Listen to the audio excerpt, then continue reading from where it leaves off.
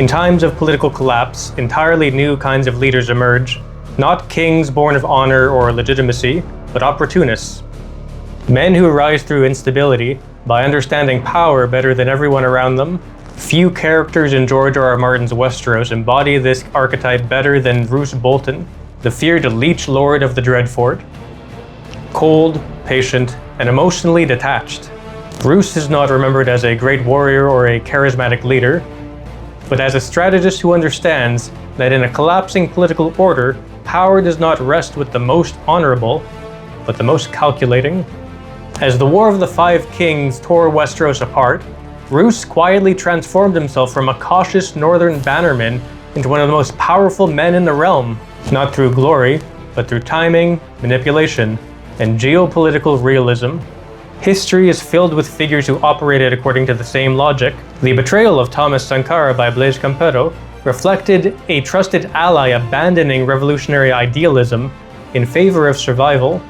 In the Roman Republic, even Brutus saw loyalty to Julius Caesar as unsustainable amid civil war and institutional collapse. Unlike Ned Stark and Robb Stark, who still operated according to older ideals of honor, loyalty, and feudal legitimacy, Roose had recognized that Westeros had entered a post-idealistic age, an age where honor became weakness, alliances became temporary, and the coldest men were often the ones left standing. The War of the Five Kings did not simply fracture Westeros, it disintegrated it. From the frozen edges of the wall to the deserts of Dorne, the old certainties dissolved. Kings crowned themselves faster than loyalty could even stabilize. You've Lord Renly, my regards. King Renly. There's a king in every corner now. The Iron Throne, once the gravitational center of power in Westeros, became just another prize in a crowded field of claimants. Any lord with sufficient cunning, sufficient patience, and sufficient ruthlessness could rise. Not by right, but timing. Chaos isn't a pit. Chaos is a ladder. Roose Bolton did not create chaos. He recognized when it was around the corner, and most importantly, he understood how to use it. House Bolton had always been feared, but never dominant. Ancient rivals to House Stark. They were known less for honor than for cruelty. The flayed man their sigil, a quiet admission of their methods. But fear alone does not grant power. For centuries, they remained what many dangerous houses become, useful, but contained. The War of the Five Kings changed everything.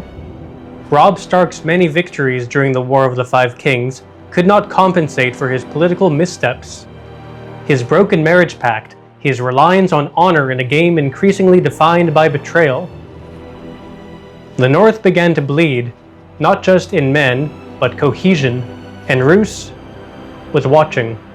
He did not rush. He did not overextend. He simply waited for the moment that loyalty to the Starks was more dangerous than betrayal. That moment came in the form of an alliance with House Lannister, the rising force in a war that was less about justice and more about who was most adaptable. And so Roose made his calculation. If the Starks are losing, then loyalty to them is a liability, and if House Lannister is winning, then an alliance with them is an investment. The result was the Red Wedding. This wasn't simply a massacre, it was regicide. The killing of the king in the north transferred sovereignty. In a single night, the north lost its king, its army, and its future. And in return, Roose Bolton gained something that his house had never possessed. Legitimized dominance. He was named Warden of the North, raised from feared bannerman to regional ruler over a vast territory that was said to rival or exceed the size of the other kingdoms combined. The North is larger than the other 6 kingdoms combined, and I am the Warden of the North. And here's the crucial point. Roose Bolton did not rise simply because he was the strongest. He rose because he was the most aligned with reality as it existed, not as others wished it to be. He swears loyalty to House Stark, and then waits for the moment that that loyalty becomes inconvenient. We are winning! Because for Roose, oaths are not sacred, they are temporary contracts. The Lannisters send their regards. Roose does not believe in honor, loyalty, or ideology, but those are luxuries of stable systems, a system that Roose doesn't live in. And so Roose believes in only one thing: winning. But even that word is misleading. Roose is not driven by glory or conquest or ambition in the theatrical sense. He does not seek to shine, he seeks to endure. A peaceful land, a quiet people, that has always been my rule. It sounds almost gentle, until you understand what it implies.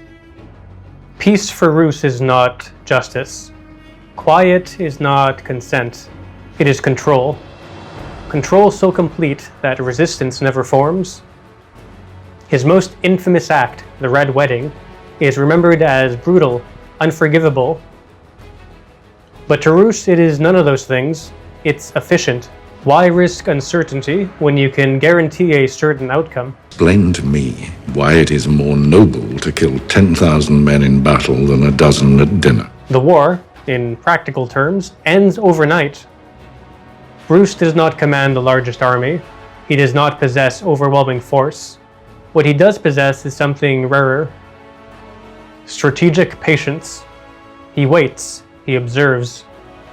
He allows others to exhaust themselves in righteous struggle, and then he steps in at the moment of maximum leverage. Roose Bolton represents the oldest and probably most enduring form of warlord. The man who thrives not despite of chaos, but because of it. He reveals, quietly, patiently, and with a knife between the ribs, that for men like him, the rules were never real to begin with. Hello. If you're still here, it means something about this spoke to you, enough to stay and listen and watch all the way through. And I won't pretend that's nothing. These videos are the next step in my channel, closer to the voice I've been working towards as a writer. How I approach world building, storytelling, shaping worlds and characters into something that feels real. And from here on out, that's the standard. So if you're curious about where this goes next, stick around. I'm going to keep exploring myth, power, empire, all of it. And if you want to see where that thinking leads in its purest form, you will. So stick around. We're building something here.